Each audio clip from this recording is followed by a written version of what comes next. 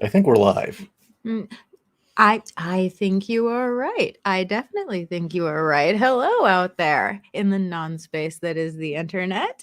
It is I, the night editor, Kat, and with me is everyone's favorite alien in a human suit. J.Ishiro Finney, author and, of course, alien in a human suit. The mind, the brilliance, the genius behind such graphic novels as Case File Arkham, World War Kaiju, and Utopiates. Indeed. And if you haven't read them yet, you really should. Your brain will thank you. Yeah, because they're well drawn, they're even better written, and they aren't woke. Yes, and there's lots of eye candy for both men and women. That's right. World War Kaiju, that's pretty good, but the real good one is Case File Arkham. Indeed. A story where men are men, women are gorgeous, and a hell beast from the abyss do not come with a trigger warning. And you know, I've been listening to John Delaraz lately. We're going to have him on the show next week. Yes.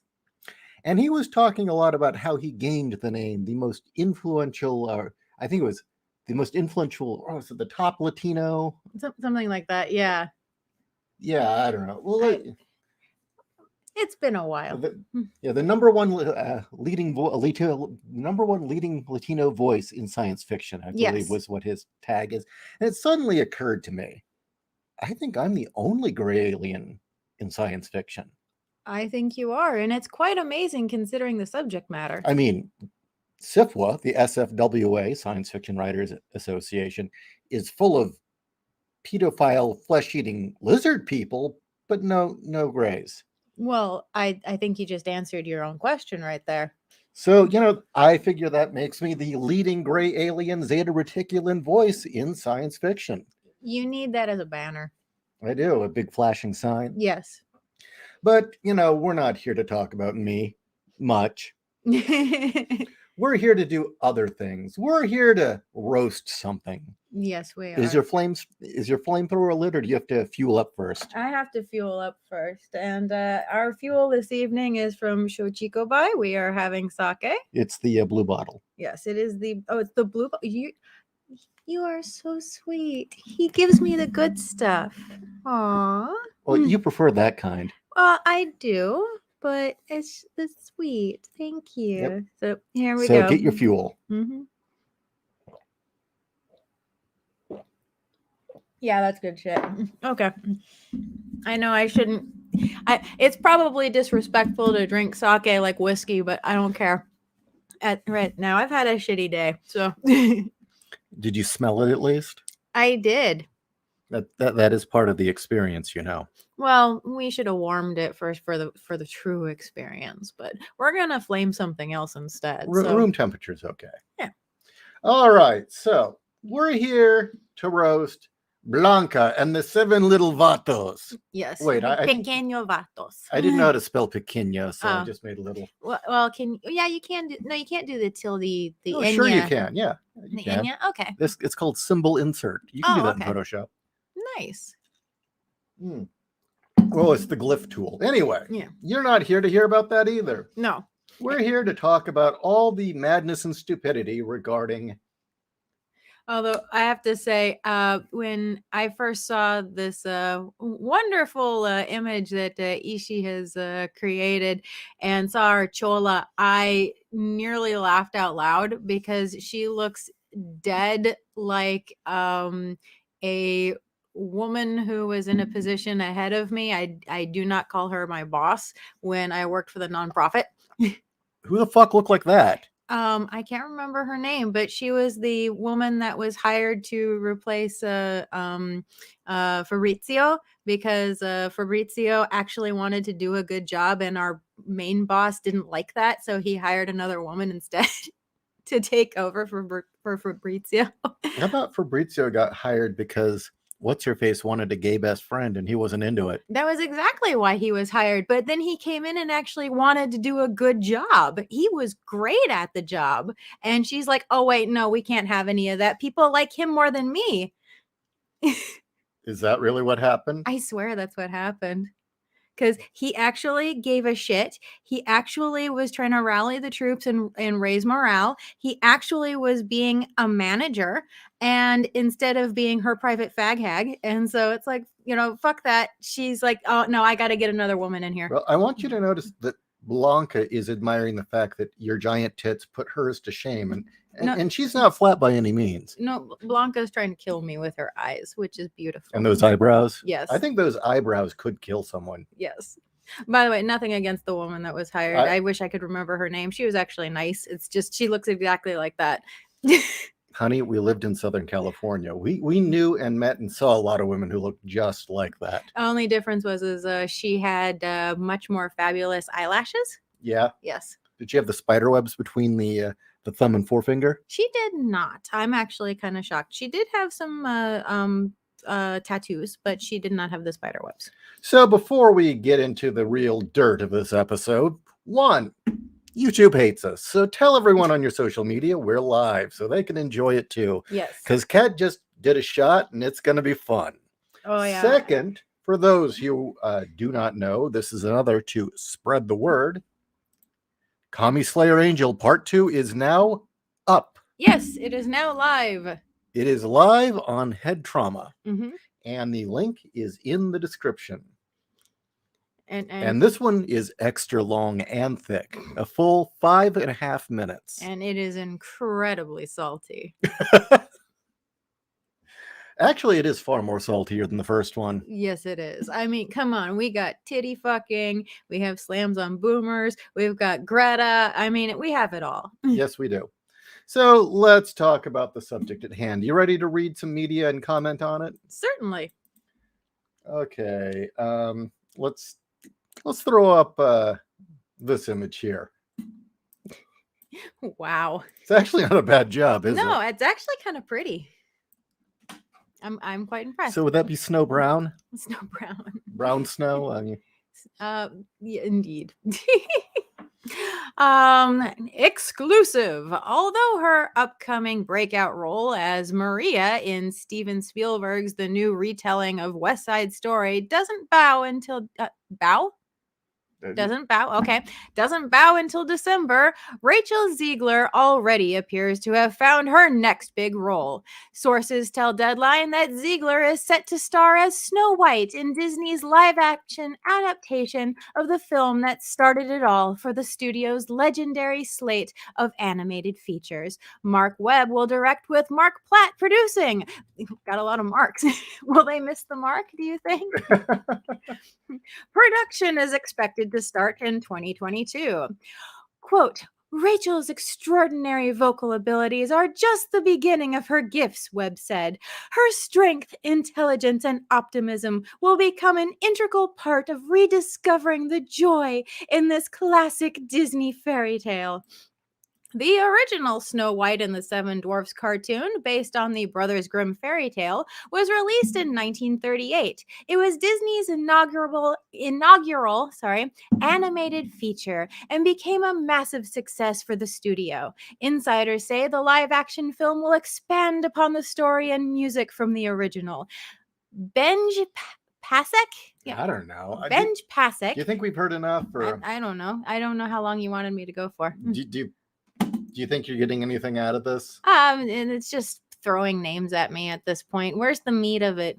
That's it. Oh, well, what? We don't get the bit about... No, we're doing that next. Oh, okay. I just wanted the kind of rundown of what this disaster is. Wait. Who all is going to be in this thing? The cast... Okay. So, West Side Story. The casting also marks a step in the right direction of Disney diversifying its Disney princess characters. Damn it, they're not going to be happy until every white is darker. No more whites. No more white. They're not Mr. Clean. And you know what? The next time around, they're going to decide that Chinese people are too white, and Mulan's going to be recast. Well, see, now they're walking the fine line of who will they piss off if they do that. Yeah. So, after tapping Halle Berry to play Ariel in the upcoming live-action The Little Mermaid movie, Ziegler is no stranger to big auditions, as she already went through it on West Side Story. What? That's news? That is a sentence I just read. Honey, that's Halle Bailey. Bailey? Yeah. Okay. Halle Berry has been tapped by plenty of people. Well, I know that. Okay, Halle Bailey. Sorry, was tapped by Disney. said the wrong name. So the Disney board tapped her. Yeah. Is there anyone else you want to read? Let's see. Oh yeah, Disney's Shazam. He'll be a Mexican too. Yep. And Black Adam will really be black this time. No, actually, I know it's The Rock, hopefully. I believe it is actually. Okay, so that's the first article. We'll talk about the next controversy after we go through this a bit. Okay. Now, I do find it interesting that, Snow White is a fairy tale that probably originated from either the Visigoths or even possibly the Persians, because there was a lot of back and forth between those two areas. Mm-hmm. And if you've ever seen a Persian, they're really, really damn pale. Mm-hmm. So, another thing. Why? Yeah. Really? And I'm going to tell you up front, her last name's Ziegler. Yeah. She browns her skin up. She's actually much paler than that because she's half German. Ah. Yeah. She purposely browned her skin up. I've seen other pictures of her. That's not really her natural skin tone. Because you see, in Hollywood, Mexican means brown. Mm-hmm. Did you know that? Mexican is brown. Except that's weird because whenever you watch Mexican TV, Oh, Ruby. Yeah, the story of Ruby is hilarious. It's really interesting that there's only one kind of Mexican they like. Nobody seems to realize that Mexican's also Spanish and German. Mm-hmm. The Mexican ethnicity isn't just what is it, the native tribes there. Yeah. It's not just Aztec Mayan blood, There is a lot of German and a lot of Spanish in there. And some French too. Oh, and some French, you're right. But yeah, you look at Mexicans, and the ones we get in LA are the peasantry that fled to get free shit from us. Or at least the ones they're used to dealing with. Yeah, right. The ones that are mowing their lawns. Mm-hmm. The fact is, and this really bugs me, is Mexicans don't come in one skin tone. And in fact, a gigantic portion of Mexicans are not even remotely brown. Mm-hmm. There's a reason in the 70s and 60s, a lot of Mexicans would play Italians. Yeah. And I find that the most racist part. I mean, I shit you not. I made, what'd I do with it? Well, I made this graphic because this is exactly what Hollywood thinks a Mexican looks like. Mm-hmm. Ironically enough, these Mexicans are paler than the Snow White they've picked. La Blanca. I mean, look, yeah, these people are Mexicans. These are Mexican Americans. Mm-hmm. They're not brown. They're olive. So yeah, look at these telenovela stars. It's just, Hollywood's fucking racist, and it gets on my goddamn nerves. If you want a Mexican Snow White, you could have got one that's white. Well, remember, Hollywood exists in a state that, to try to secure my vote, the governor, or the person running for governor sent me a fucking sponge saying, "Oh, you have a Spanish last name. I understand how hard it is for you to clean toilets." I'm not kidding, people. I really did receive a promotional sponge from somebody running for governor. Yeah. Was that oh god, which one was it? Was that Jerry Brown? Is that the Brown campaign? No, it wasn't the Brown campaign. It was during the Gray Davis recall. Oh, it's Gray Davis saying, "Please don't recall me." Yeah, it was. It was Davis's recall. And that was that line, "We clean your toilets." Yep. That what's his face, the Mexican who is mayor of LA, had said. Yeah. It's like, dude, you are a spoiled rich kid. You have never cleaned a toilet in your life. And he's out there waving a plunger saying, "We clean your toilets." I love what John and Ken did, was got everybody in Los Angeles to mail him toilet brushes. Yeah, that was pretty funny. But yeah, getting back to my point, I just every time I see this as the idea of what they think all Mexicans look like really grates on my nerves. You know what? Actually, I'm okay with this because Yeah, this is she's a beautiful. she's beautiful and it's a fantasy. No, quite Actually, frankly, she does look like a senora on a. yeah. You know, she looks like a senora, senorita. It fits. It totally works for me. No, what honestly makes me cringe is this string of films that uh Pixar's been doing. All of Pixar's Mexican cast films. They've been making me cringe because it's just so stereotyped. It's like when they had the whole Native American fad in the 90s. Yeah, actually, it is. And it was like, this has nothing to do with Native Americans. No, Nothing at all. it has everything to do with I'm special. And isn't it, I don't know, I think on some level, it's almost ironically racist that this woman would have to brown her skin up to get a role as a Mexican when she's actually Mexican. Well, you know somebody else who had to do that. We're not going there. We're not even going there because that brings up very weird questions. Okay. And I don't want to. You don't want to go down that rabbit No, hole. I don't. No, I don't. But no, but of course she was but she wasn't browning her skin up to be a Mexican, remember? No, she was redding her skin up to pretend she was a Native American. That's very true. Although she did tell me that it got her a lot of roles for Pacific Islanders too. Pacific Islanders, but also where Mexicans, where she's a young unwed single mother selling a product. We're talking about my sister, by the way. I'll just leave it at that. Yeah, she was browning her skin up to get roles as Native Americans and Pacific Islanders. Mm-hmm. Yeah. Hollywood's fucking racist. Yes. Through and through. And the fact that they're always calling us racist is so out of line. Mm-hmm. They're fucking child molesters, rapists, they're racist assholes, they're bigoted, they rip people off, and they have the gall to criticize the deplorables, flyover country.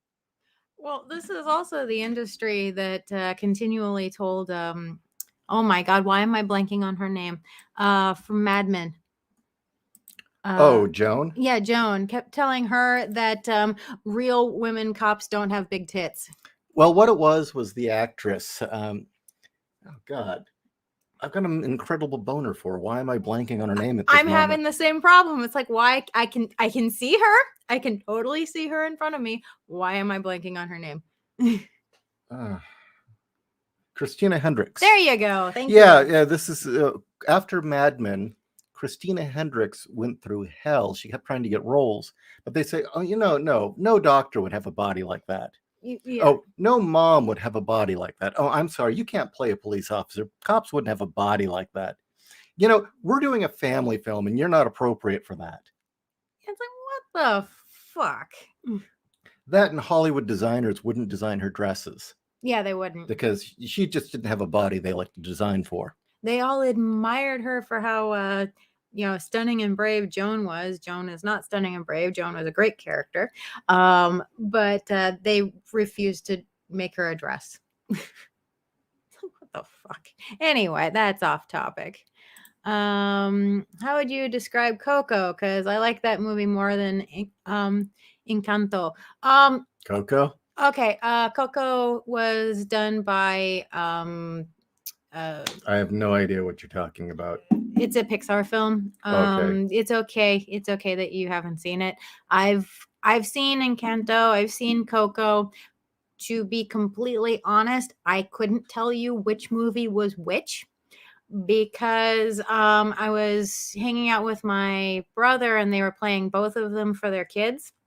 And they ran them back to back and they looped so many times. They all just kind of ran into one movie. I just know that I had the same reaction to both films that I did to Disney's Hercules, which was I want to either leave the theater or set it on fire. So that was my reaction to both of those. Hollywood's favorite Latinx is their maid or their gardener. Yeah. Well, Would they have a female gardener? I'd think they'd want the women close so they can, more accurately put their boot on their necks. No. Mocha, vanilla, legit all the way. It's not really about the skin tone itself. I mean, beauty comes in all colors. Yeah. No argument there. I just find it offensive that Hollywood thinks Mexicans are one thing, brown and poor. Yeah. And unskilled. No, they're not poor, they're cultured. And the thing is there's a whole population of Mexican Americans that have been in this country since, the 1900s and the 50s and 60s. They came over here. Mm-hmm. And they're nothing like what Hollywood says Mexicans are. Nope. They all are pretty much working jobs in either working class or a lot of them, strangely enough, a lot of them went into aerospace. Well, there's my grandfather. A lot of them went into the military, My grandfather, his parents immigrated here from Mexico, and he grew up working class and started his own machine shop that would occasionally do work for the aerospace industry when they didn't have the tools to build things, but he did. So is your dad half? My dad is half, yeah. Yeah, your dad is half or was half Mexican. Mm-hmm. You couldn't tell. You did. He looked at nothing like what Hollywood thinks Mexicans look like. No, my dad was half Mexican, half Filipino. I mean, sorry, quarter Filipino, quarter Swedish. But he called himself a redneck. But he called himself a redneck. He called himself an American. So California's opinion of darker skin is on par with Karl Marx. Yeah, Karl Marx did not have a good opinion of no. What the Nazis would have called mud races. No. Karl Marx's opinion was not all that different. No. Maybe worse. Nighthawk, what the fuck, sponge reality? I am Latino. Find that annoying. You should. It's really bigoted. Yeah, it is. And it again just shows what liberal California thinks of Mexican Americans. Trenton, wait a minute. This is a real thing happening? Yeah, Trenton, it is. Yes. Sadly. Yes, it is. Sadly, it is. And honestly, what really pisses me off is okay, it's one thing that Disney wants to remake all their classics. I don't see why, but okay if they really want to. But it's this weird, well, we got to give everything a diversity buffet. It's like, look, you're making this pretend gesture of inclusivity and diversity. Why not actually tell some stories from some of these other cultures that you're claiming to start having representation for? And I don't mean give it the Mulan treatment. I mean like actually tell these stories. Put something out there that Walt might be proud of instead of having him, turn in his grave over, Okay. Very quickly here, because Trenton brought it up. That is right. There is a new Commie Slayer Angel currently live on the Head Trauma channel. It is in the description. And if you want to go watch it and come back, I understand. Totally understand. I made this one extra long and thick for you. Will they need protection? Yeah, actually they will. Unless they don't mind getting nipple pregnancy. Okay. Here we go. Let's break some stereotypes. Mexicans. More Mexicans. This makes me want to go to Mexico. Look at that feathered, fabulous hair he has. That guy could fit right in at the disco still today. Indeed. And here we go. This is kind of a Matrix pose, I think. I really like the woman on the right. She's doing it for me. Oh, the really aggressive looking one? Hell yeah. Or the booty shot? No, the aggressive looking one. She's doing it for me.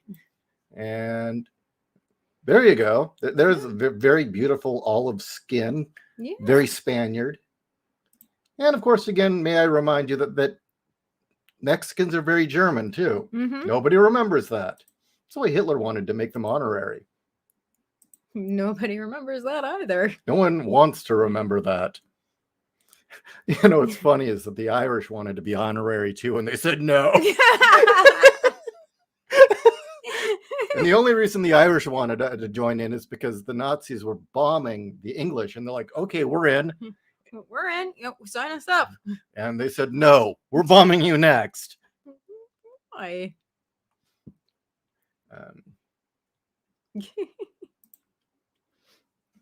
Wolf 10. When you bring up skin tones in Latinos, there was an incident on Twitter where people bullied a Japanese artist for adding light on the skin of the characters, claiming whitewashing. Fuck me.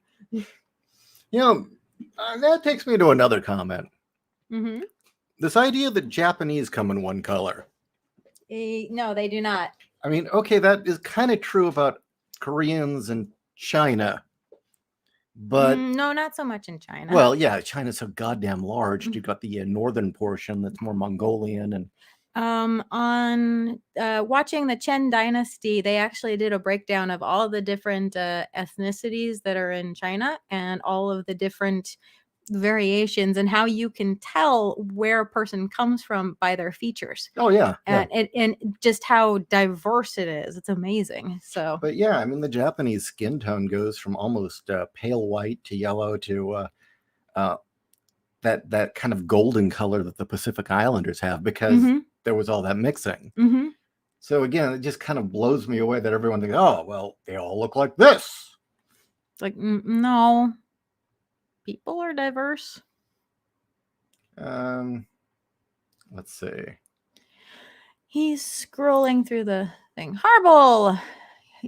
Yeah, you lot ornery? No way. Go dig a ditch or something, Patty. German ambassador to Eire circa 1942. Apparently there was one volunteer unit, and this is apparently a true story, of Irishmen that did try to join up. And they showed up pissed drunk and angry and fighting, and the Nazis were like, oh my God, what are we doing? Okay, so yeah, we've been talking about Mexican Snow White and how it's going to be thoroughly racist. Yes.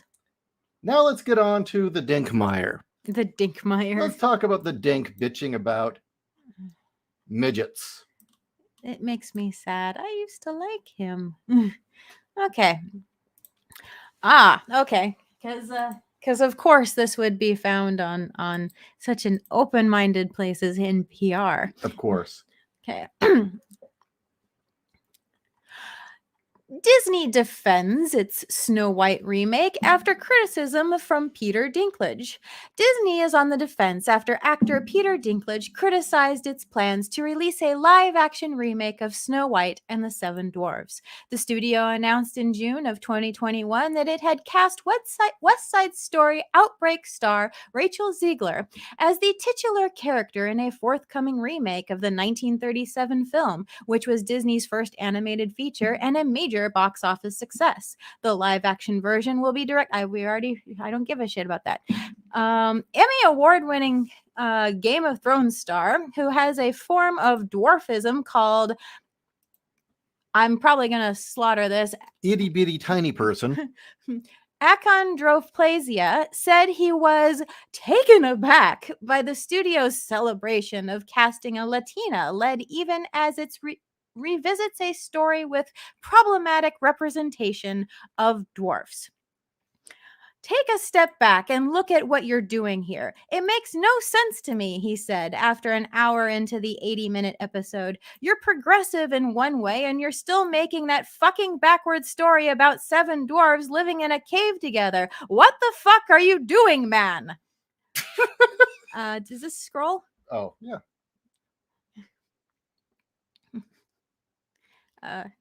Here, you drive. Okay. I don't know what I'm doing. Dinklage stressed that he meant literally no offense to anyone and sent all love and respect to actresses, to the people who thought they were doing the right thing. But his frustration was palpable. Dink off. Have I done nothing to advance the cause of my soapbox? He continued. I guess I'm not loud enough. He added that he would enthusiastically support a more sensitive retelling of the 85-year-old film with a cool, progressive spin on it, but wasn't otherwise convinced. Got a comment. Okay. What kind of fucking moron expects a progressive message to come out of a fairy tale from medieval Germany? Yeah. Well, also the dwarf aspect isn't in every version.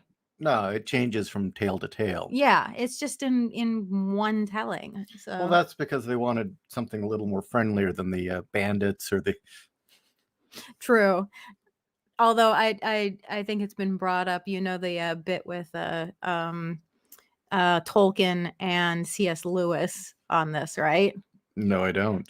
Tolkien and C.S. Lewis went to go see Disney's Snow White and the Seven Dwarfs, and Tolkien went on a tear on how pissed off he was at how comical the dwarves were looking. And C.S. Lewis kind of tapped him on the shoulder and like, dude,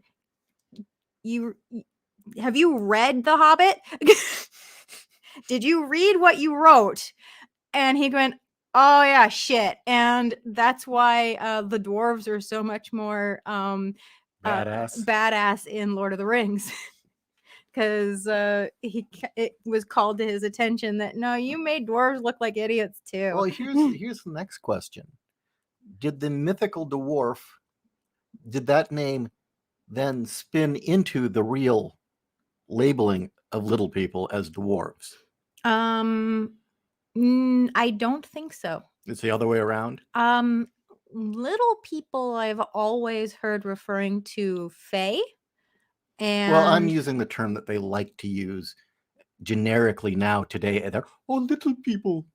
No, fuck, I don't know anymore. I just know that differently sized people who complain a lot. How about that? I just know that there is a very distinct difference between dwarves and midgets, and I have always been very mindful of that. So, but anyway. At one time I was sensitive and cared, but I don't give a fuck anymore. So famous shorty Peter Dinklage said. Well, no, I've always been mindful of that because midgets can live a normal lifespan. Because since everything is in proportion, they're just like normal people, just smaller. Dwarves, on the other hand, their heads, hands, and feet are normal size, and the rest of their bodies are small. Therefore, they tend to have a lot of health problems. So are you saying that Peter here is pissed off because he's not long for this world? Well, he actually looks like he doesn't have it as Look how bad big as his others. head is. That's true. His head's almost as big as mine out of the suit. Yeah, but then you look at a lot of the cast of Willow and you know that there's a good percentage that aren't here anymore. Yeah. On the other hand, Greys live several hundred years, so. True. So what do you care? All right. I'll eventually have to put your brain in a robot body. Enhancements. To avoid reinforcing stereotypes from the original animated film, we are taking a different approach with these 7 characters and have been consulting with members of the Dwarfism community, a spokesperson said. We look forward to sharing more as the film heads into production after a lengthy development period. Dinklage said on the podcast that he was not affiliated with any particular group and has expressed discomfort at the thought of speaking on behalf of other people his size in previous interviews. Okay, at least I give him props for saying that this is his opinion and that he's not speaking for the community. So, you know what? He's just gone up a little bit in my mind for that. At least he's still a prick. He's still a prick, but at least he's saying my opinion is this. He's not saying on behalf of all little people, Yeah, at least there's that. Telling New York Times Magazine in 2012 that every person my size has a different life, a different history. Still, his comment about the movie gained traction on social media, with high-profile writers and activists voicing their agreement. Dinklage, who made a name for himself with roles like a grieving man in The Station Agent and a pugnacious children's book publisher in Elf, told NPR in 2012 that he has tried to find roles that upend the stereotypical roles given to actors of his height, even if he hasn't always been successful. I need to scroll. Okay. Oh, goodness. That's the end. You do have to make a living, he said at the time. I do not fault anyone who has made choices to play characters that they wish they hadn't, because at the end of the day, none of us are happy with our jobs all the time. It Okay. just sounds like a lot of walking back of stupid statements. I don't know. Well, okay, you know what? We've gotten a few clips of how they're going to portray the dwarves in the new film. So let's take a look. Maybe he's got a point. I just found these. Apparently, they were uploaded to an entertainment website. So let me see if I can't find them.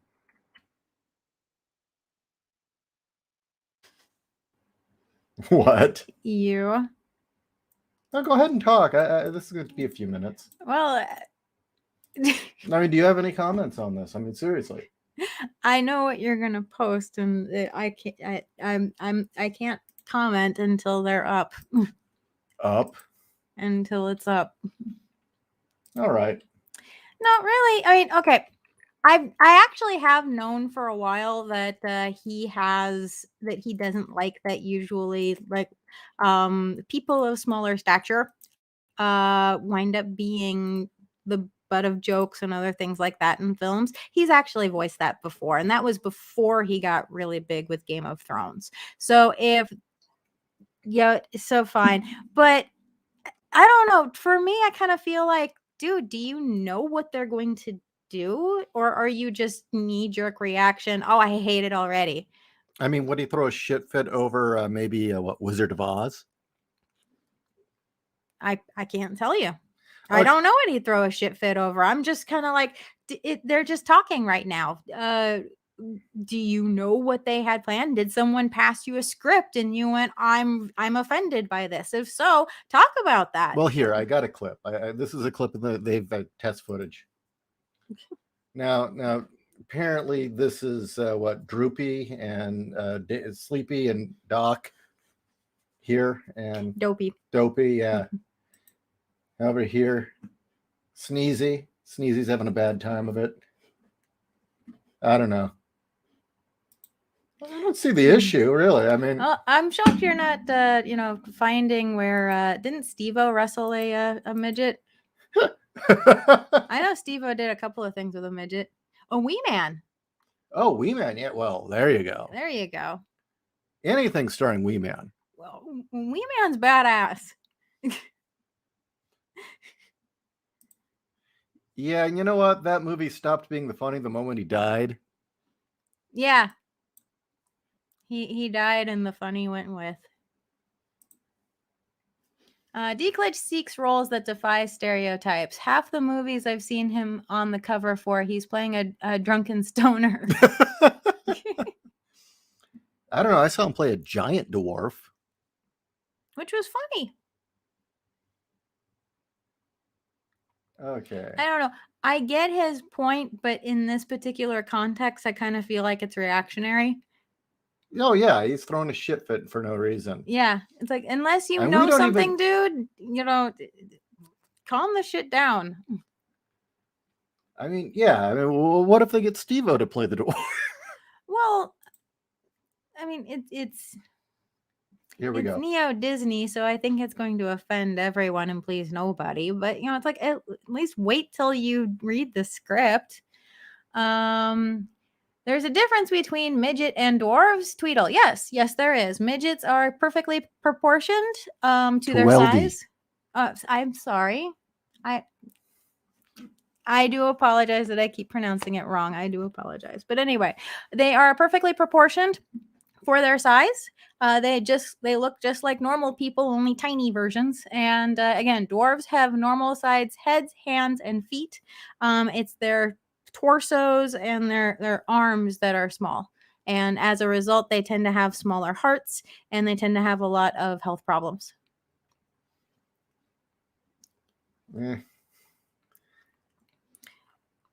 Hey, I when I was a kid, I wanted to know these things. Watch, it turns out he's just pissed that Deep Roy got the job. Okay, that's funny. It turns out it's not that he's pissed at all about any sort of political correction. He's just mad that Deep Roy got the job. Deep Roy is a freak in that in over like 30 years he hasn't aged a day. He's an Indian vegetarian too. I know, but the fact that you look at him in Alien from LA from the 80s. He was always an old man. Yeah, and you look at him in Charlie and the Chocolate Factory. Charlie and the Chocolate Factory, and he hasn't fucking aged. Victoria, until this, it's never crossed my mind mythical dwarves from Snow White is connected to dwarfism and being offensive. How is it fucking offensive? I don't see how it's offensive. It's only a. I mean, is it going to be offensive to single mothers? The step queen, the stepmother queen who tries to kill her. She's not a single mother. Didn't Dad die? Dad died after they got married, but now she's a single mom. No, she's not a single mom. Okay. No. Snow White's mom died in childbirth, so he's a single dad. Single dad marries bitch, then dad dies. Bitch has no ties to Snow White other than the fact that Snow White can take her throne. She's not a single mother. Watch. What we're going to do is we're going to get the movie and it's going to turn out that the evil queen's the hero. You know that's how it's going to be. Especially, I mean, come on. They're still trying to pass off a puppy killer as a hero. The fact that okay, the fact that it's on the slab to make what was her name, Medusa from The Rescuers, a hero. What the fuck? What the ever fuck? Okay, so we had some ideas on how to make this film work. Deep Roy looked like a younger in the Neverending Story. Oh wait, where was he in Neverending Story, dude? Oh, you're right. He had the racing snail. Oh my god! Wow, mind blown there. Thank you. Wow. Okay, I derailed you. Sorry. Go ahead. Well, we had some ideas on how to actually make this work as a film. Yes, we did. Shall you? I don't know. I don't know how to begin. We thought, we were just bullshitting earlier. If we're gonna go full Mexican, if this is going to be a Mexican Snow White, let's make it a Mexican Snow White and go full telenovela. Like a La Bonita Blanca.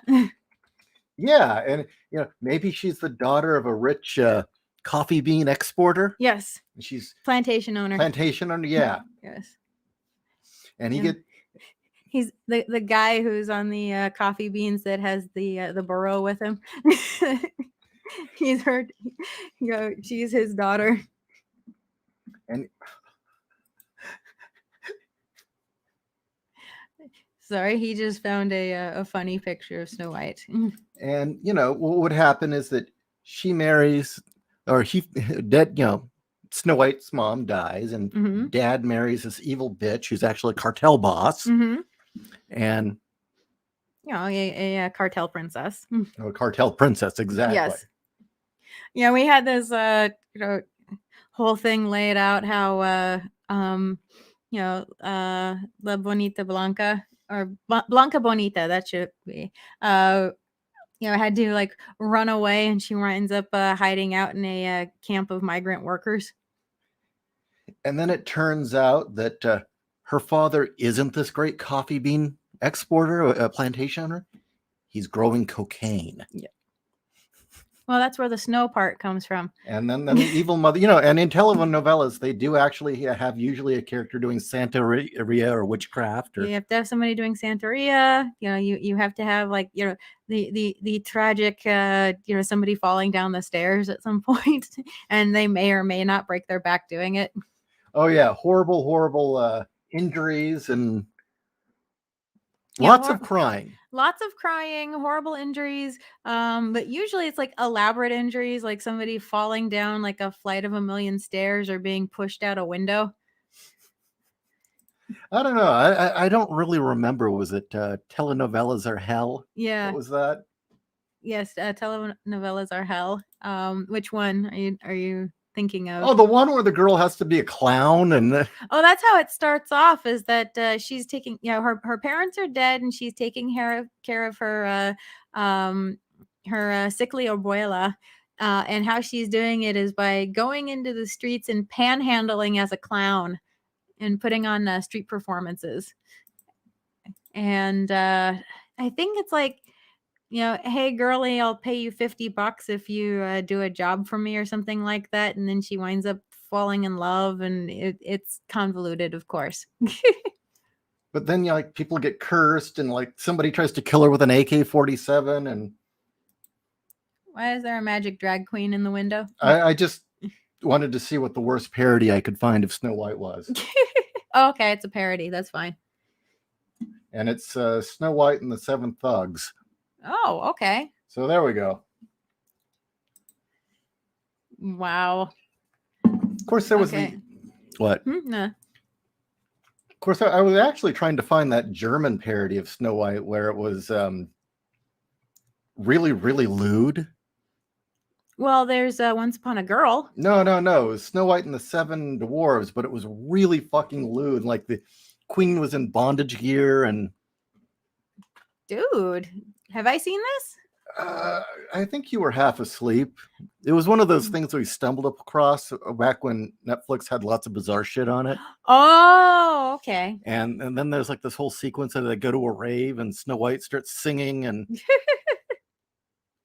Okay. and the queen gives her magic ecstasy that's poison. Wow. Okay. Coal Black and the Seven Dwarves. A great animation. It's Gal Gadot is apparently going to be the evil queen. Okay. Okay. I have no comment. I don't think I have anything else to add to this. What, to this video? To anything. I think I'm done. I mean, we were supposed to torch this, and I guess all we could come to is that everyone's being retarded. Well, I don't know. We were making jokes earlier, but I think this is better than anything we could come up with to just talk about. This is... Oh, what, this parody here? Yeah. I mean, I like that Dopey's on dope. Dopey's on dope. And Yep. he's got the cocaine nose going. Yeah. Although I just thought, would it be even more tacky if they look like the Fat Albert Crew? I remember Rammstein's video for Song is Snow White. Really? In exchange for sex. Really? That's pretty Hmm. badass, actually. Who's Victoria Justice? Sorry. I have no idea. So one more time, since you're all here, there is a new Commie Slayer Angel video up on headtrauma.com. Dopey looks like Roscoe from Martin Lawrence show. God, that's been forever since I've seen that. It's on Head Trauma TV. Link in the description. And yeah, I encourage all of you to go watch it, comment, upvote it, and tell me what you think. You can do it right now if you want to. I'm quite proud of this video. I had a rule when doing this. Actually, I have a rule for whenever what the hell? Whenever I do my own versions and I'm redubbing things, is I always want to keep 50% of the original dialogue. That at least one or two characters should still be saying what they actually said in the anime to spawn even more bizarre conversation. That's kind of the rule. Well, I think Iris and the black-haired woman was like the best, honestly. Oh, you didn't like my appearance as the guy who belonged in HR? No, I said it was good, but I mean, as far as comparing, yeah, going back and forth, it's kind of hard to top Sid Snap. Well, that and the black-haired woman is so catty to the Iris character.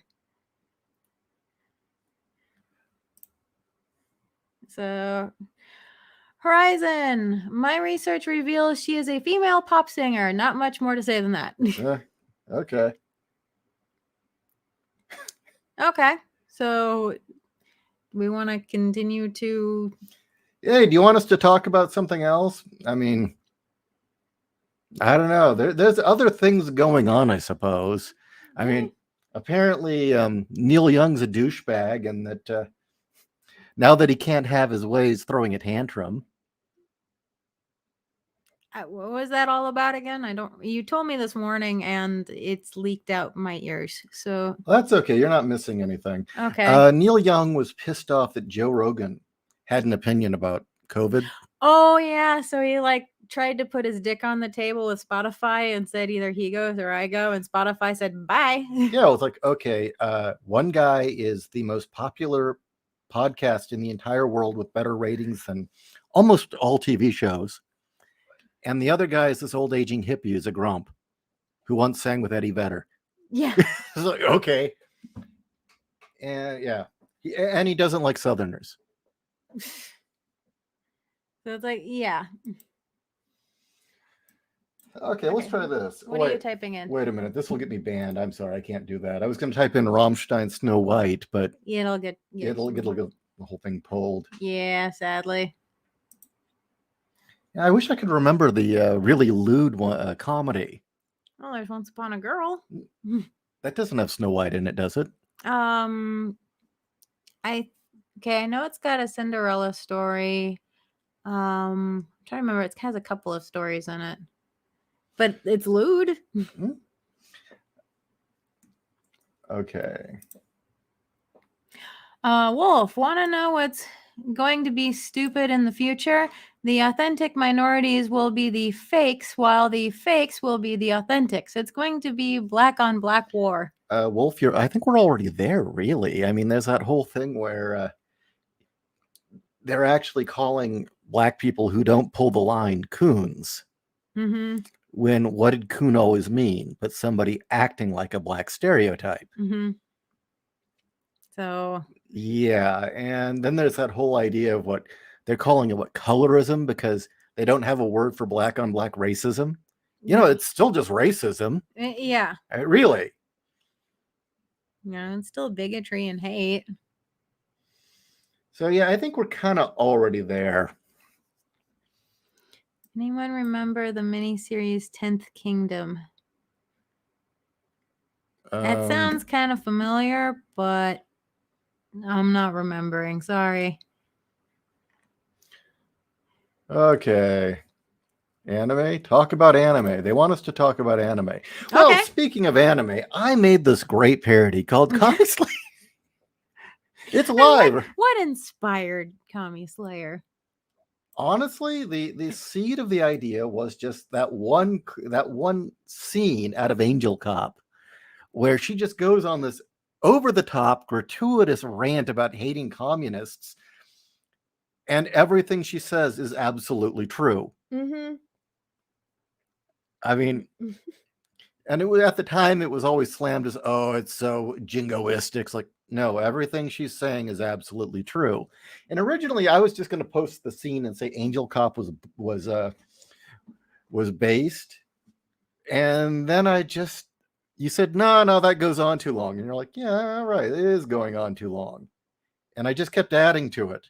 And then I'm like, you know what? Biden's gotten elected. Everybody's depressed about commies. Let's do a pick-me-up. And I made this trailer, Commie Slayer Angel, where it's made to look like an old 80s ultra-violent, gratuitous anime about a hottie killing fucking commies. Oh, and psychic transvestites. Yes. From hell. Mm-hmm. Because, of course. And the idea just kind of took life. And it was like, you guys kept saying over and over again, no, this has got to be real. You've got to actually make this. You need to make this an actual manga. And so I started writing a script, and I have written quite a bit of a script. I think making this current video, I'm going to have to add an Iris character who's the third female in the... Oh, what? Oh, Anime Acid Trip has a question, but not on what you're talking about. I was thinking that could be the next thing to bring up when you're done talking. Hard Boiled. Hard Boiled's great. It's more flash, or it's more style over substance, but it's very enjoyable. And the art's just incredible by Jeff Darrow. Acid Trip. I want Commie Slayer Angel to be a manga I can buy at Books a Million. Well, I don't think it's going to look like a manga, but JC and I have talked a bit about doing it, and I like the fact that JC's art is just apeshit insane. And really, the way I do it is I'd write the script, I'd do my layouts like I always do, and then probably I would just tell JC, okay, anything you can fit in the background, any weird ideas you've got, anything twisted or screwed up you think can make this even crazier, do it. Evie says that someone told them that Angel Cop is anti-Semitic. Okay, that is an interesting take on things. What is anti-Semitic? Seriously, I don't know. I honestly don't know. What is anti-Semitic? Apparently, criticizing George Soros is anti-Semitic. Apparently, at this point in time, the OK symbol is anti-Semitic. Pepe the Frog is anti-Semitic. Willy Wonka and the Charlie and the Chocolate Factory, anti-Semitic. Tim Burton films, whole essays about anti-Semitic. Let's see. Let's go down the list here. Gargamel. Well, okay, he actually is anti-Semitic. No, seriously, Gargamel actually is a stereotype. Mm-hmm. Reptoid conspiracies, anti-Semitic. The films they live, anti-Semitic. Apparently, elves, anti-Semitic. Mm-hmm. What the, it would be easier just to say what isn't anti-Semitic at this point. List the 3 things that aren't so I can know what's okay. I mean, it really, that's the problem with this whole anti-Semitic claim. It doesn't fucking mean anything anymore. And for that matter, at what point is it anti-Semitic? Is it a race thing? Because Judaism isn't just a race, it's a culture. I mean, as far as people who are just ethnically Jewish, I mean, Christopher Hitchens, half Jewish, culturally not at all. Would hating him be anti-Semitic? I don't think anyone would say so, because he's neither culturally, he's not culturally Jewish in any way. He wasn't even aware he was Jewish until much, much later in life. He is very much an Englishman, or was.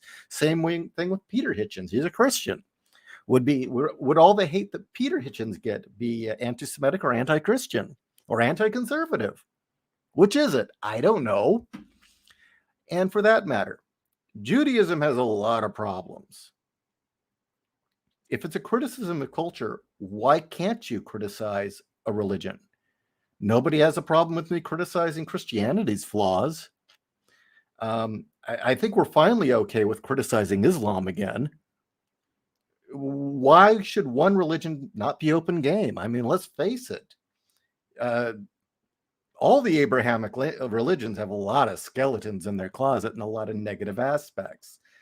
It's just a matter of who's held on to them and who hasn't. Why should one be off limits? Seriously. So yeah, I don't even know anymore. What is anti-Semitic? So why is Angel Cop considered anti-Semitic? Well, the plot to the film, if you watch it, is all about how evil U.S. arms manufacturers are trying to crash the economy of Japan, which would destabilize the world, create wars, and more sales of American arms. Now you'd say, well, that's kind of biased towards Americans, isn't it? Well, that's because apparently it's okay to hate Americans. The original plot was that a handful of Jewish bankers were trying to crash the Japanese economy and destabilize the world. Now, they weren't saying all Jews. They weren't saying Israel. They weren't even saying Judaism. A handful of Jewish bankers. Are bankers not fair game? Essentially, it was implying that it was the Rothschilds. Is not liking one family's behavior? Is not reporting fact? Yeah, exactly. I mean, the Rothschilds are screwed up and corrupt. Mm-hmm. You look at what they did. They deserve every amount of disdain. They're awful people. Why should they be reflective of all Judaism? Really, seriously, why should Jews rally the wagons and protect those fuckers? Do they deserve it? I don't think so. Just like, George Soros. Why the fuck are they defending that guy? So there's your answer. And Redneck, I don't think we brought up Malcolm McDowell yet this evening, but there's never a bad time to do so. Oh, I love Malcolm McDowell. And glad you're enjoying the Ruby Throne. I don't recall saying Malcolm McDowell earlier this evening, but there can never be enough Malcolm McDowell. No, there can never be enough of him, and I will truly mourn his passing when that sad day happens. You know what? Angry Padna makes a great point. Read this. This is a great point. Technically, anti-Semitism could be directed against Islam as well. It's in the name anti-Semitic, anti-sons of Shem, which Islam is also a part of technically. Oh, it's a Semitic. Isn't that region the Semitic region? I believe so, yeah. And what was it? I believe mullahs are a Semitic tradition. But I guess one group gets to claim it as their word. Marv has a rebuttal to it. Where? Right there. Angry Panda, most Muslims are not Semitic. Most are South Asian. But yeah, technically being anti-Arab should be considered anti-Semitic as well. Yeah, you are too, LD. And you're Christian. And black, I recall. And poor guys in Saudi Arabia, that cannot be easy. Ooh. Yeah. Hey, come to Arizona. You'd like it? What do you think of Mormons? There's a shit ton of Irish Mormons around here. Oh, yeah. What was the story? Why are there some more Mormons here? Because it was settled by Mormons. Oh, it was Irish Mormons, right? Well, yeah, they were persecuted by all the Mormons in Utah. They didn't like the gingers. Yeah, so they came here as a refuge. And what's interesting is because of that, there are tons of gingers here, and they're all Mormon. No, I'm used to gingers all being Catholic, so it's a little strange. Yeah. It's like, wait, you're a ginger and you don't drink. Something's wrong with this picture. It does not compute. We all like hard drinking gingers. Yeah, I like putting Like ginger Glinda. in my drink. Like Glinda. She was a hard drinking. Yeah. Okay. Let's see here. Yeah. Wait, where is this? Oh, we're talking about Arizona. I don't know. Redneck. Oh, I could do this. I could do with some redheads and fire crotches. Indeed. What if they're shaved? Now, sometimes people pull back the drapes. You know, the term Islamophobic was actually created by the, what was it, FAIR? The FAIR Alliance? Was it the something Arab Islamic Council? I forget.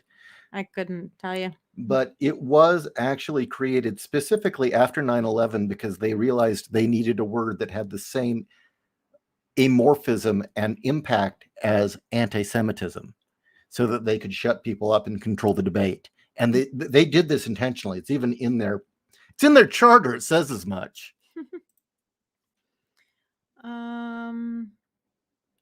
Redneck. Oh, Wolf 10 talking to Redneck. Is this the Snow White movie with the female 7 dwarves? Because that's a thing too. So are they like midgets? So they all wrestle? Snow White and the lesbians. Elias, I've watched every Spielberg movie in my entire life. Does that make me anti-Semitic? Oh God, that's a bad joke. You know, the most quote unquote anti-Semitic person I ever met was a Jewish man. Just saying. Just saying. In fact, you know, I didn't even really know what that was until he introduced me to it. Really? I grew up in Southern California. I never heard the word. No. I mean, the first time I encountered it was in art school. It was written on the wall, and I thought it was anti-semantic, which is a completely different meaning. Totally different meaning. It's like, well, why would it have to do with semantics? I don't know. Whatever. I hate semantics. That's what I thought it meant. I was like 17 years old. It was at this art program in the summer, and somebody had jokingly written it on something. It was obviously a joke. And I thought it said anti-semantic. And I was like, well, what's wrong with semantics? I don't get it. I mean, is it a context I'm missing? Green Lion Girl says, anyone bring up the red shoes yet? Eh? The film The Red Shoes. I've actually never seen it. I don't even know what that is. It's an art film. Okay. Like the red balloon? Shoes plural. There you go. Oh. Oh, this looks pretty good. Oh, okay. Yeah, she's a nice looking lady. Mhm.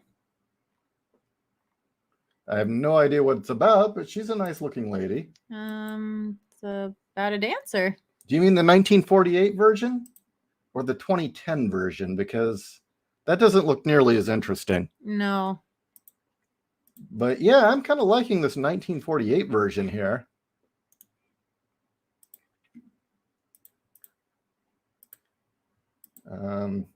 God, what was that Snow White film we saw? Because that would be a fun one to run past everyone because it's so bizarre. I'm sorry, I don't recall. I don't recall. Here we go. Yeah, red shoes. Is that what you mean? Okay. German Snow White.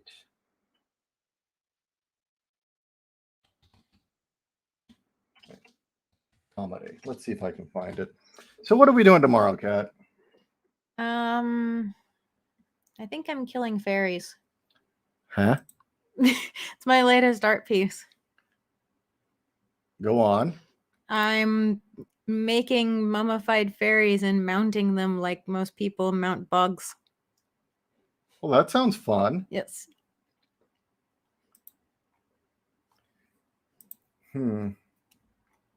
Yeah, I can't seem to find it. Damn.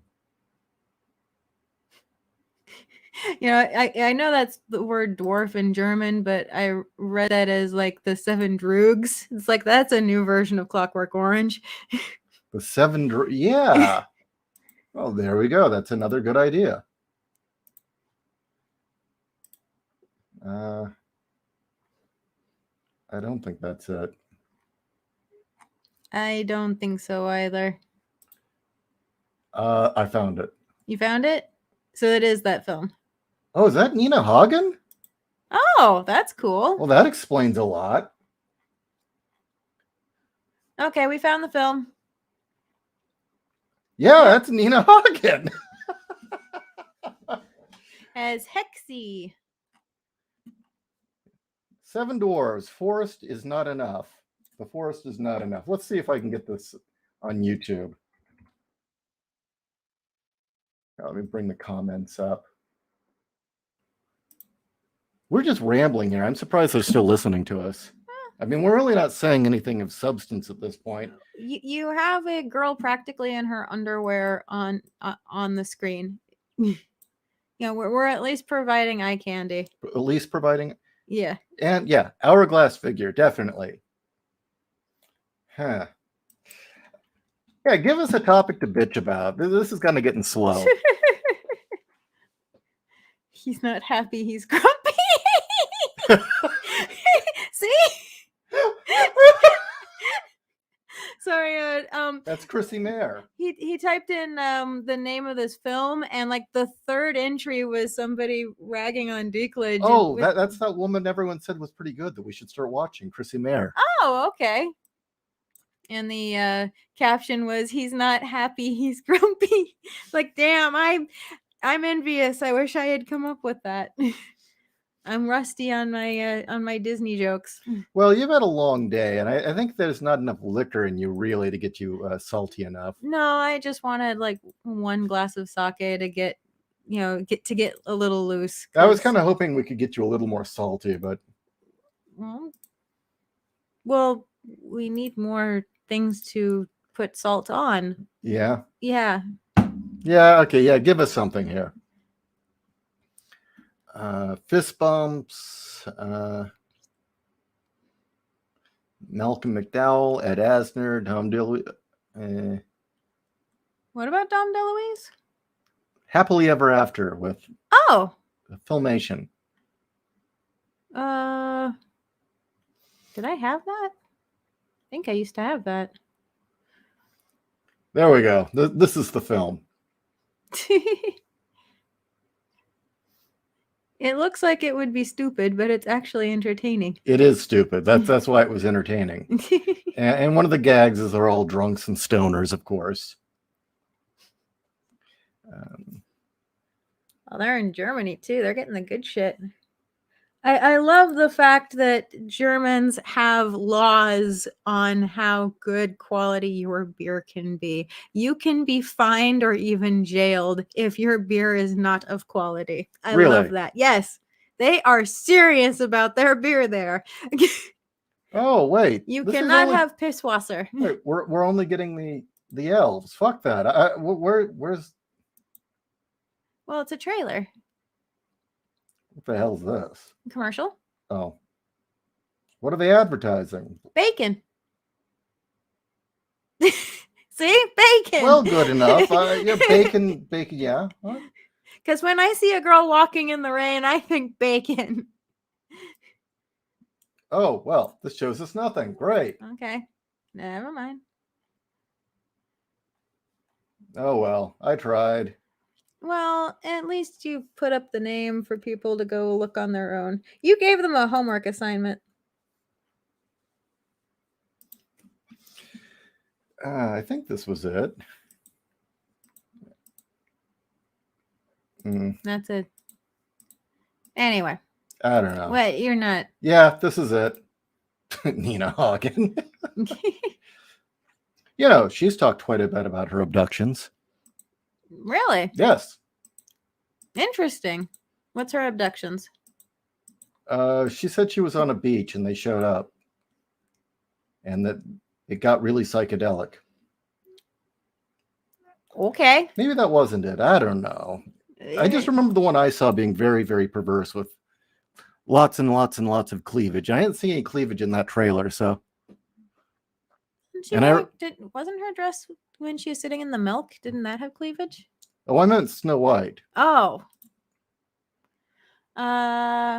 Eloise, could you explain the plot of Mamoru Oshii's Avalon? Oh, I love that film. Here we go. Well, now, this is not something we'll get salty on. This is something we will stroke lovingly. I love that film. I should sit down and play it again. That's one of those films where I watch that and it's like, yeah, okay. Yeah, that speaks to my soul. that and Skycrawlers. Yeah, that speaks to me. It's very rare. But what is Avalon really about? Well, one thing that helps is if you know the visual language of Mamoru Oshii. And any time that you see the dog, specifically it's a Basset. A basset. Mhm. Crop-eared basset, is it? Basset hound. Yeah. And it's not crop-eared. It's full-length Oh, ears. Anytime you see the basset hound in any of his movies, it means question reality and question memory. Mm-hmm. Is it really what's happening or how we remember it happening? Or is it an illusion? That's one thing you've got to know about all of his films. Sometimes there's also sounds he'll use to indicate that. Usually there's this kind of bell sound that was used quite a bit in Ghost in the Shell. Mm-hmm. And then there's another bell sound that kind of is conclusion. But the plot to Avalon, at its heart, it's a Gnostic parable. But you can take it as a Gnostic parable or you can take it as just coming out of the cave. Either way. And the idea is that she lives in this world where in the game world, this woman, Ash, she lives in a world that's kind of run down and gray and Eastern European. Yeah, well, I believe it's Poland. Mm-hmm. And it's very quiet. There's very little sound. And the colors are muted and everyone seems to be kind of drifting through life like an NPC. And there are very few people who really seem alive and real. They're just kind of going about their life. And then when she goes into the game, because she's a professional game player and that's where she makes her money, the game world is more real. I mean, you can tell that it's artificial, but the game itself seems more real. The people are alive, their personalities. Life has consequence. There's noise and sound and music. And then she comes back to her gray world. And she comes across she used to be part of a team. And it's kind of interesting that the game world, is this very Eastern European Balkan War type setting, but it's told in D&D character classes. Mm-hmm. So you've got clerics and fighters and healers and wizards. And she was part of a team at one point, and there was a horrible, horrible problem where they just went disastrous and they broke up, and she went solo. And she comes across an old friend of hers that used to be on that team, and he's just living on the street now. He's hungry. He's not doing well. And they're talking about the leader of their team, their mentor. What happened to him? Where did he go? And she starts hearing rumors about the Seven Sisters and about there being this next level to the game that you have to find the makers of the game to get to it. The Seven Sisters, and there's a path, and it's a very perilous path, and she becomes obsessed with it, and she's following it and following it and following it. Now, for those of you who don't want the film ruined, stop now. Seriously, log off. Come back in about 5 minutes, okay? It's really, I don't want to ruin it for you. And it is a brilliant use of something so damn simple. Okay. All right, spoilers in 5, 4, 3, 2, 1. She finally finds the so-called Seven Sisters, the makers of the game, and she ascends to, quote unquote, the next level, real life. And suddenly, she's in our world. It's modern Poland.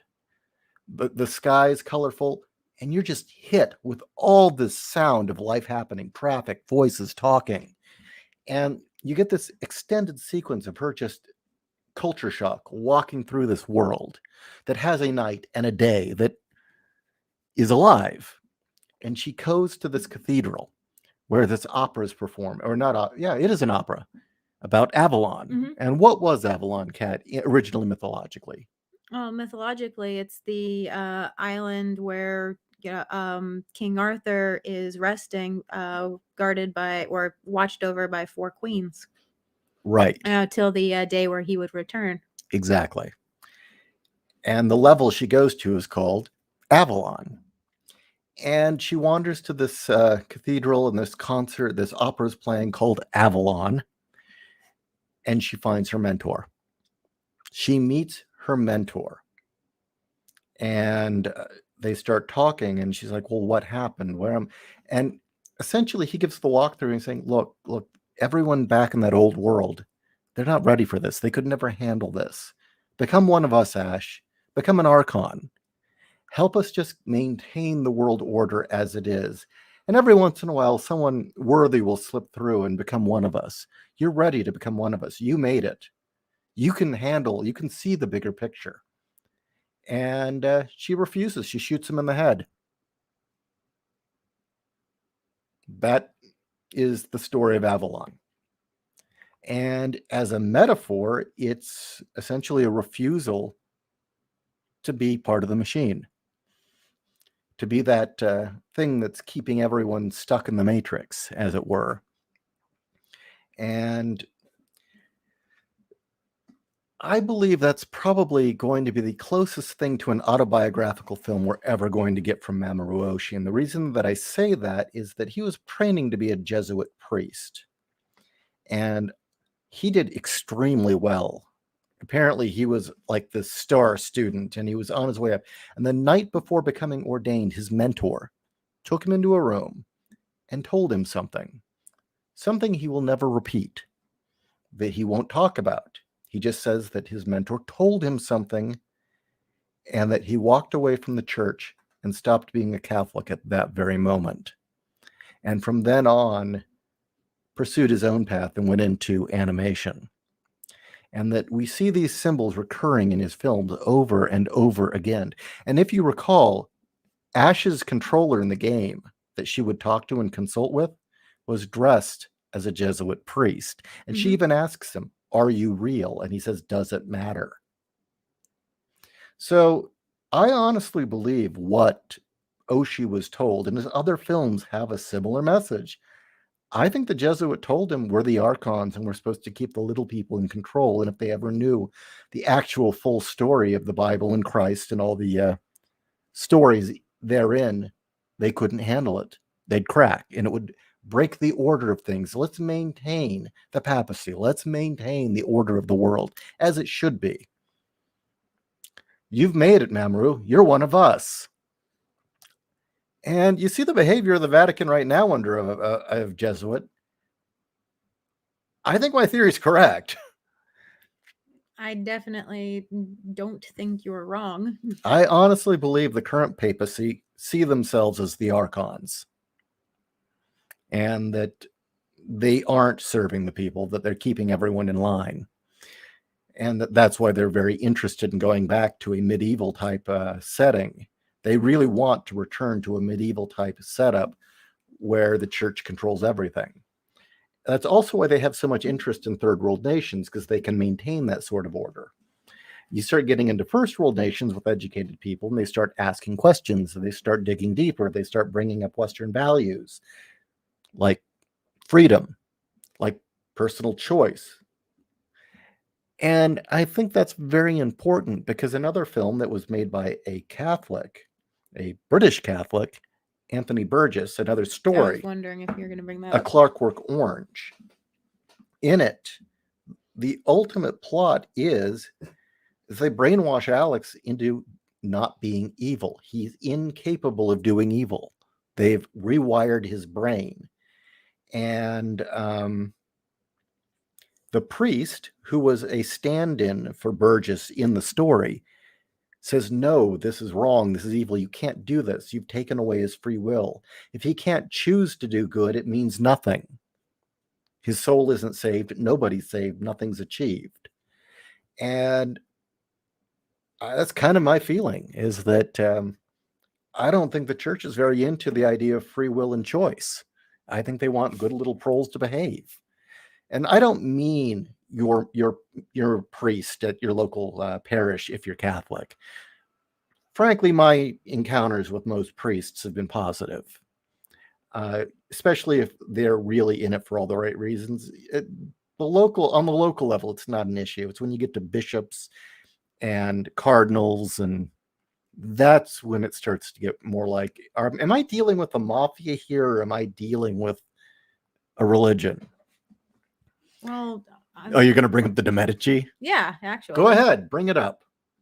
Okay. Well, are you talking the religion or the institution? Because for the institution, yes, you are dealing with the Both. Yeah, mob. here. You know what? I want them to hear you. Okay. This is important. Okay. Well, for those of you who don't know, the papacy was basically founded by the De Medicis, which is the family that, well, for all intents and purposes, gave birth to the Russian mafia. I'm sorry. I was reading Wolf 10's thing about meeting a Russian. By the way, The Italian mafia. By the way, Wolf, you said that's one thing you can check off your list, and I started giggling because I'm thinking, check off. See, there we go. That's the wit I was expecting. No, but no, the Italian mafia. It's not. Yeah, they're obviously just like one part of it now, but in the beginning of things, the De Medicis basically they ruled the purse strings of Europe, and with that, they were the church. They backed the church financially when it first started, and I believe it was the third or fourth pope was outright a member of the De Medici family, and they had popes in place for years. So anyway, so when you ask, are you dealing with the mob? The answer is yes. Yes, you are. And I think we've long known that the papacy and the Italian mafia kind of go hand in hand. Mm-hmm. How about the Sicilians? Do you know much about that? Well, they're Catholic. Well, no, how are they tied into the church as well, or not so much? I mean, they're kind of their own thing. They're religious. Mm. Okay, I take that back. I have to admit, my knowledge of the Italian mafia kind of ends in the 90s.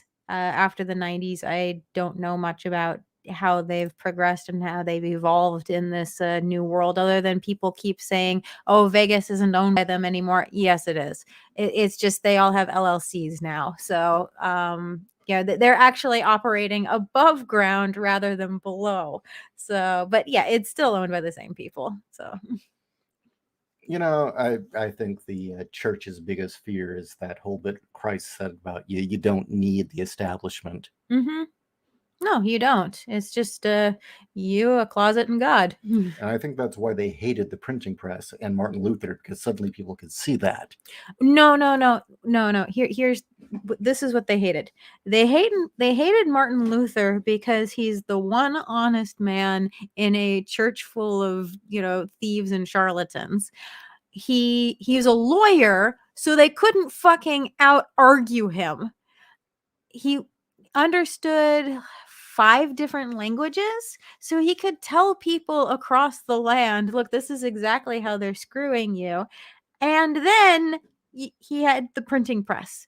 So his words before, where they had to be hand copied and distributed, now they could just be put on a machine and printed, till you run out of ink. So there's a whole mess of reasons why they hated Martin Luther. And kind of like now, the church was trying to control the media and the printed word, just like big media or big tech is the new church. Mm-hmm. He's trying to do so, yeah. The church of SJWs.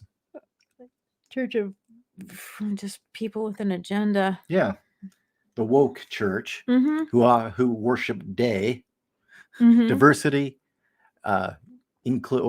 diversity, equity, inclusion. Mm-hmm. Day is a little eerie that's what it spells out. Yeah. God. Mm-hmm. DEI, Latin. Mm-hmm.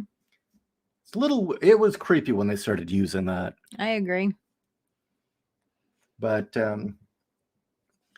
I was going to say something else, but you want to? Bjorn, Jesuits, third of Mexico, wealthiest land. They're the Vatican controller. They're the mafia dons running the Pope. Yeah, well, there you go. Mm-hmm. The other thing I was going to say is I kind of wonder how much the papacy really meant it, or how much it was just there to control people.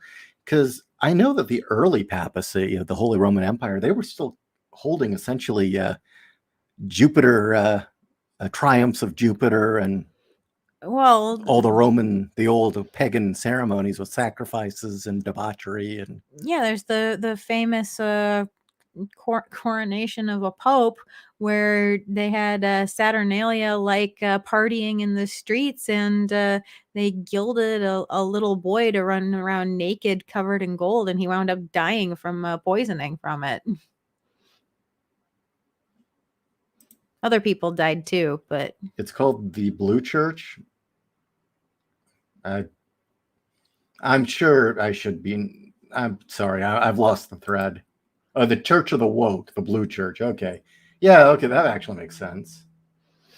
Wolf says, these days I wish we had the Orange Catholic Bible. Alois, I believe the Castros and a lot of universities in Cali and some on East Coast are tied to the Jesuits and thus the Medicis. I'm a little creeped out at how many commie Jesuits there are. Mm. All right. I'm sure we've now offended literally everyone. Well, we still have people. You didn't lose anybody. From everything of our talk about various racial minorities, to anti-Semitism, to Catholicism, to pedophilia. To little people. To little people. Yeah, we've offended literally everyone tonight. I think we've done our job. We've done our duty. Are you going to do a show this weekend? Probably. I would like to, because it's been asked for, I'd like to try to do an art stream, but at the very least, just bullshitting with everybody is always fun. How do we bring the rage back? We need some rage. Give me something to get mad about. Yeah, I guess the Snow White thing really isn't worth it. Well, it's not really mad. Darky. It was just, it's just stupid. And then actually reading the article, it's like, you know what? This is actually more nothing than I thought it was going to be. I mean, Yeah, and that's saying a lot. I was expecting a dumpster fire torrent of this is an outrage what they're doing, and it's just kind of like, look, dude, you're calm the fuck down. How much you want to bet it's going to be like The Little Mermaid, right? Yeah, it's going to get made and no one even remember it. Oh yeah, totally. Or did it even get made? Little Mermaid? The live action where they're all black? I have no idea. There we go. What if we had that for Snow White? I love how much that one guy's trying really hard to look like Luke Perry. Maria.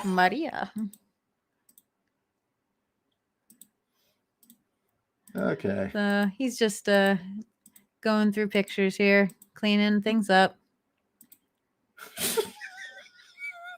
I'd actually see this movie. Oh yeah, totally. It's a Vato street gang. You notice I actually did find a midget Vato there. Oh, cool. But a Vato street gang going up against some cartel, some rich cartel guy, or more like a cartel princess. The evil, coke dealer. Apparently, this dude has a rap album and he's called Midget Loco. Is he part of that group that's all into Santa Muerta? I have no idea. That weird that their rap, they have a genre of it where it's all nihilism and how I might as well do all the drugs and have all the sex because I'm gonna die tomorrow. So it doesn't matter if I get AIDS. It doesn't matter if I get hepatitis. It doesn't matter if I OD. That's an outgrowth of the whole Santa Muerta movement. Yeah. Or religion, where they worship Saint Death, and then there are the what is it? The young nihilists they call them, or I think it's called the young nihilists, which are connected to the Santa Muerta religion, where they were purposely infecting themselves with AIDS so that I don't have to care about anything. I know I'm going to die. Yeah. Drink, kill, smoke, do anything you want. Who cares? I'm dying. Yeah, they do black pill right. Yeah. And that's what they wanted to import into California. Oh, goody. Necrorado. Okay. This sounds cool. Necrorado. Marv, white skin, black hair. I could actually see a Chinese Snow White, though the story itself doesn't work in a Chinese culture at all. Should at least look cool, though. I really wonder if the Goths got it from the Persians, to be honest with you. I mean, if you've ever seen a Persian. I wouldn't doubt it. The Ottomans? Yeah. Would that fit in a Persian setting? Well, pre-Muslim. Rich, okay. Princess, run out of house, goes to live among the poor. I mean, let's see here. Magic, evil stepmom, mirror. Magic mirror. I think it's actually Russian. Yeah. Yeah, I think it's Russian. In Who origin. was big into scrying before the Celts and Goths? Mirror scrying. The gypsies? Shit, it could be.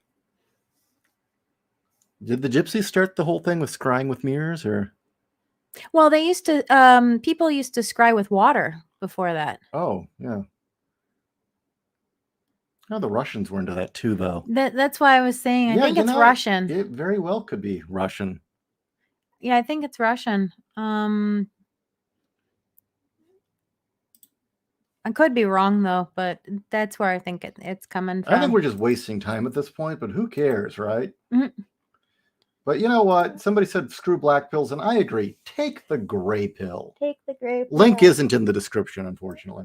But TeePublic. Yes, TeePublic. Type in gray pill.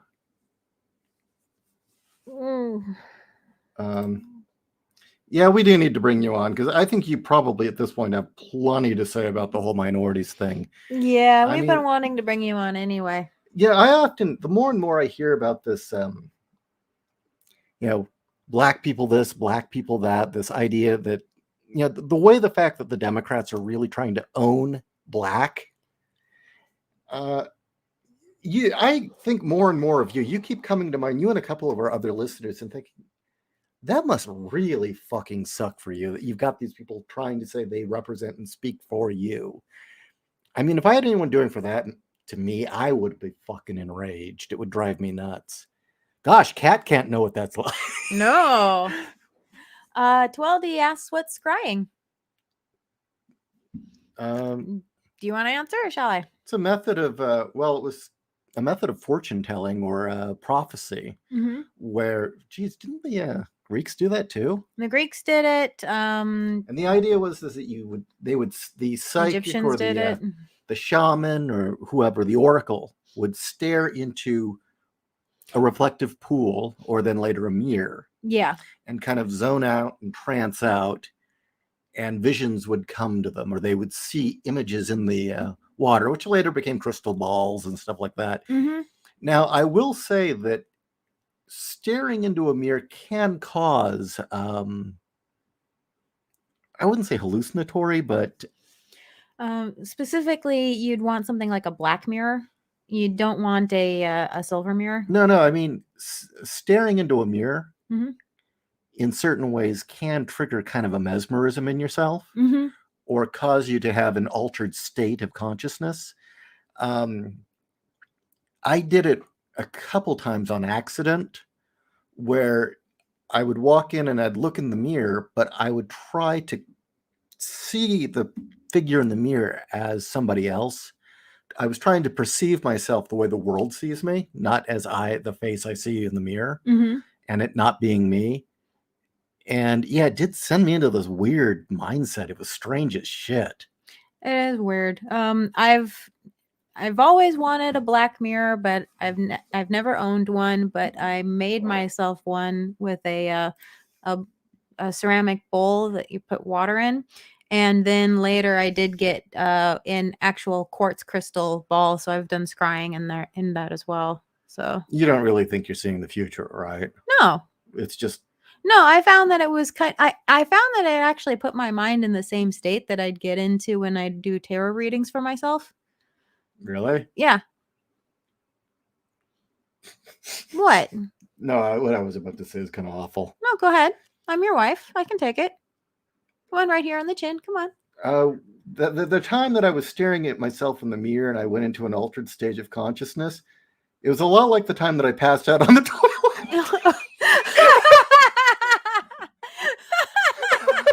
It was the same state of mind. It was good. No, it wasn't like that. It's kind of like a meditation where you're in that weird I'm aware of the fact that I'm dreaming.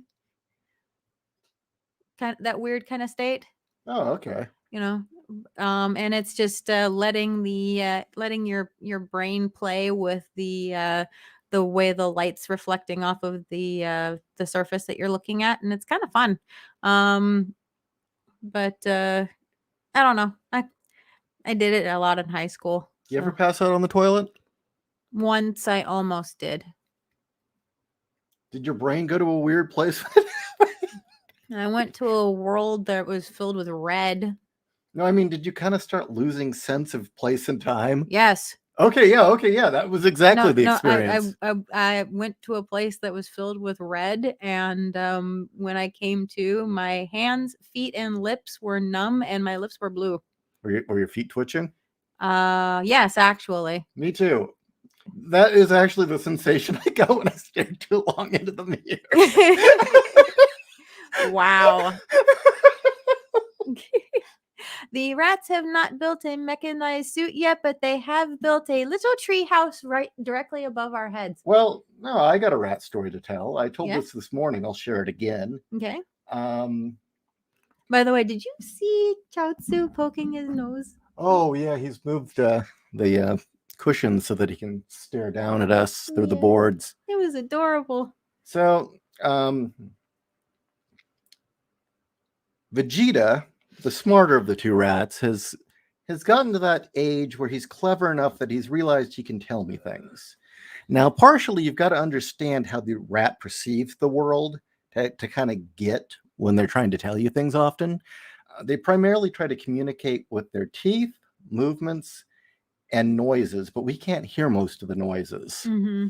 Now, he was getting frustrated with me the other day because it was very obvious he was trying to get my attention and he wanted something. I was like, "Oh, you hungry?" I grabbed him a piece of chicken, a treat, and he rejected it. It's like, "Okay, you're not hungry." And he's getting really demanding. Like, "Oh, do you want to go play? Playtime?" And he again was tugging on me and pulling, and I put my arm out for him to crawl up so that I can take him to the other room to play. But he wouldn't get on my shoulder. It was very clear he didn't want playtime. I was like, "Well, look, dude, what do you want?" And he bolts back into his little cardboard box fort that he has, comes back and chucks a peanut shell at me. We give them unshelled peanuts. So. And my first thought was, "What the fuck did you do that for? Why'd you throw this at me?" "Oh, you want a peanut." So now, here, have a peanut shell means I want a peanut. Hey, Yeah. Frankly, it's better than crawling on you and trying to open your mouth to say I'm hungry. Yeah. Oh, poor August. So there you go. There's a rat story for you. Seeing the future in the reflection of a pool of water, like in the Black Cauldron. I've actually never seen the Black Cauldron. Yes.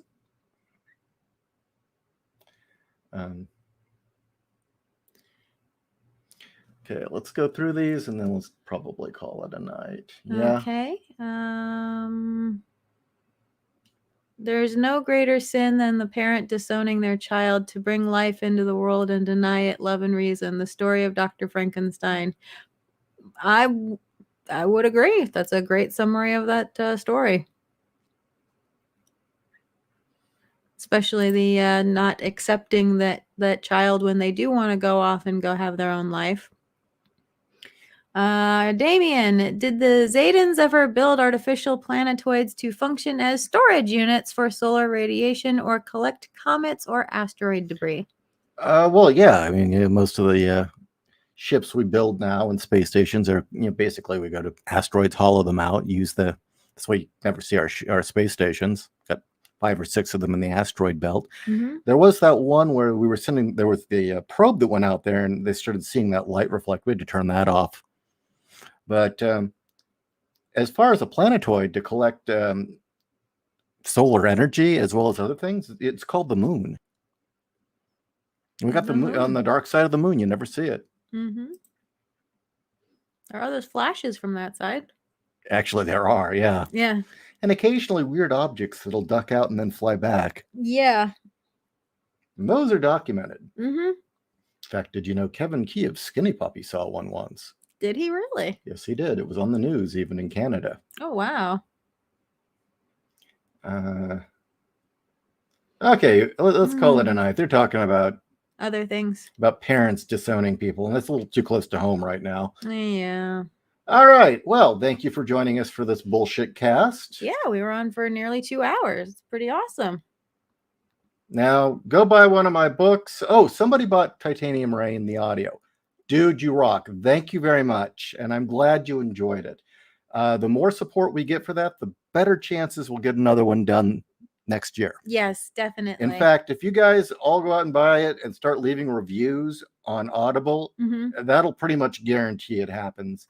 We've been talking. Oh wait, I can't say anything, can I? That's no, I can't. Just go check it out. Get yours. Tell us what you think. Leave a review on Audible. Yeah, because we've only got 3 reviews on that. Really? Yeah, only 3. Oh. No, we need more. And 2 of them were by people who were like hard school, old time radio people. So they didn't like it because it broke all the rules of old time radio. Because ours play more like actually listening to a movie. Yeah. Damn acid trip. You mentioned hamburgers and now I want one. Okay. Okay. Good night, everybody.